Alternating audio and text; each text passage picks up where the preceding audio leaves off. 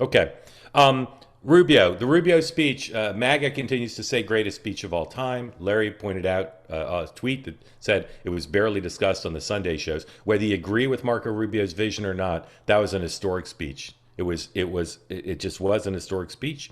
And his capacity to make the Europeans give him a standing ovation, even though, let's face it, folks, he said the same things that JD Vance said. There's no policy difference between them, and Rubio said as much. And yet, because he talked about like the Beatles and the Rolling Stones and said we belong together, somehow that's considered like accommodating. And it also given rise to a lot of people saying Rubio should be the presidential nominee in 28, that he's more skilled than Vance, and that he'd win in a cakewalk. And I know a lot of people would think that. So let's first talk about the policy. Larry, what are the implications going forward of the Rubio speech? Does it allow the U.S. to negotiate more easily for Greenland? Does it smooth off some of the tensions, or is that just a short term weekend standing ovation, but all the tensions still exist? It might actually, I was thinking it might relieve some pressure on the Ukraine-Russia discussions, and that I think the Europeans have been continuing to nag and nag and nag and sort of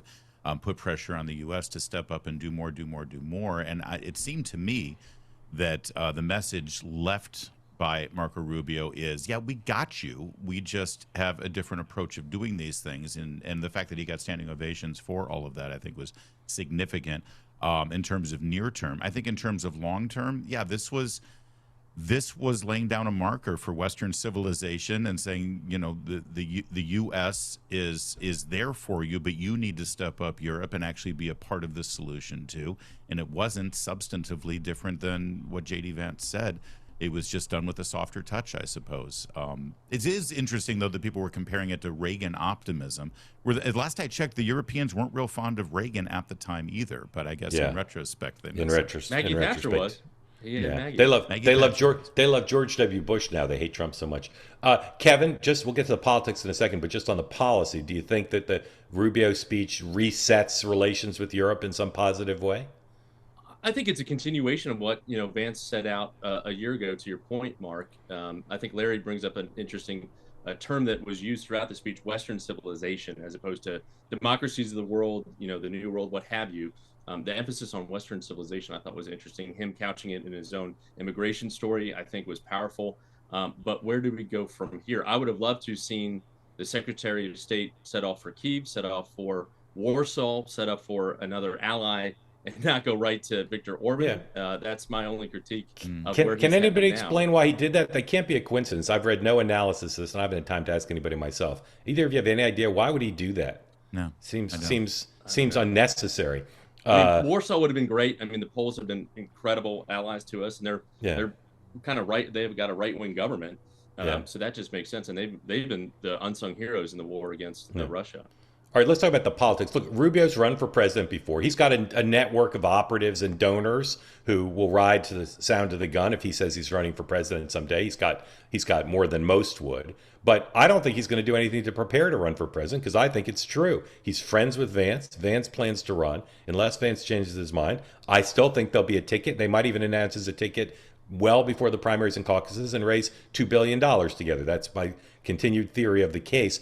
Kevin, will this speech and just the general acclaim that Rubio has make it such that he has to look at running for president, or you agree with me that he's checkmated by his pal? I think he's checkmated now. Again, the overwhelming element is what does Trump do, right? Because Trump could, you He know, endorses he uh, endorses Vance, in my theory. right now he does 3 years Yeah, out, right? yeah. But it's a long time flying close to the sun, as we know, and the president, Well, you and those say feelings I'm can sorry, change. And sorry to interrupt, but you say 3 years out.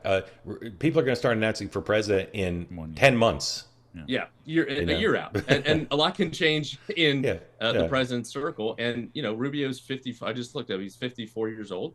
He's relatively young for all this, and could do 2 terms as vice president and come back as president.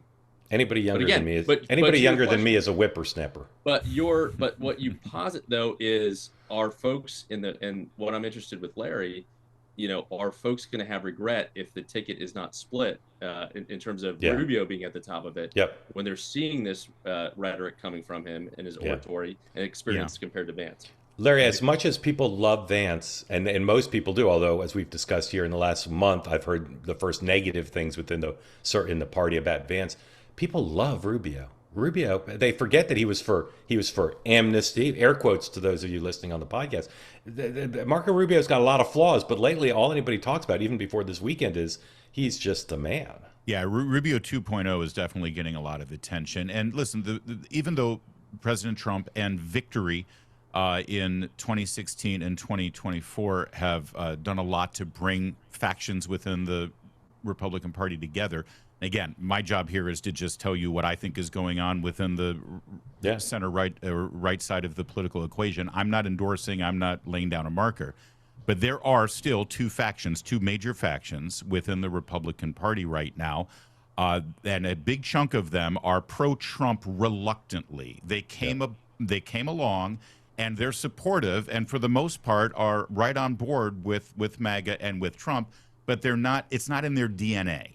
And their instinctive move here, if it becomes between a choice between Vance and Rubio, is going to swing right back over to Rubio. These are the people who supported Haley or were big DeSantis folks who were like, yeah, okay, fine, Trump is good, but we'd like an alternative. And then when that alternative didn't work out, they reluctantly supported Trump. And they are starting to say out loud that they think Rubio is the better option. And you said that it all depends on what Trump might do. Don't count out Susie Wiles. Don't forget, she is a Florida Republican, and she has deep loves ties Vance to Marco too. Rubio. She does, but she loves Vance too. She doesn't Does love. she love Vance as much as she loves Marco? Maybe not, because Floridians are a bunch of snobs and cliquish. But Does she love Vance I'm kidding. more All than she you. hates DeSantis? She loves Vance plenty. And if Trump endorses Vance, Susie's not going to be in some renegade Marco thing. No, well, no, it won't be outward, but the things can happen behind the scenes. Let's watch. It's going to be an interesting year. I love how all the Floridians go by their first names: Pam, Susie, Marco. Very informal down there. They all wear flip flops in the Oval Office. It's just a. All right, let's talk about Marco. Real quick, question to you, Mark and Larry: does a Vance Rubio ticket get a free pass in the primary, or does Ted Cruz still run? Yes, pretty much. People might try to run, but I'm telling you, they'll raise $2 billion before they clear the first field. primaries. They clear the field. I think they do. I think they do if they team up. Listen, it was Marco Rubio and the Seven Dwarfs over there. When you look at what the Democrat contenders, AOC, Gavin Newsom, Gretchen Whitmer, it was sad. If the American people nobody had a breakout moment for the Dems, to Larry's point. Not a good breakout moment. To the least. They're standing quite a bit. Yeah, Sorry, yeah, they did themselves no favors. Yeah. Over there. Maybe If the American people who's vote not on running national for re-election. security, if they vote on national security and foreign policy in 28, I mean, Vance, Rubio, Vance is unstoppable. The question is, do the American people ever vote for foreign policy and national security? But those guys have more to say than just foreign policy. They do. We'll talk about the Democrats tonight on Two-Way Tonight and what happened in Munich. We just got other stuff to talk about today. And my monologue tomorrow on Next Up is going to be about this whole thing. They say that something that's easy is like a walk in the park. Well, easier than a walk in the park, hit the subscribe button, be part of the Two-Way community, never miss an episode, be part of our conversations. Thank you for your service to America. And don't forget, you can now listen to the Morning Meeting and Two-Way Tonight on Apple, Spotify, or wherever you get your podcasts.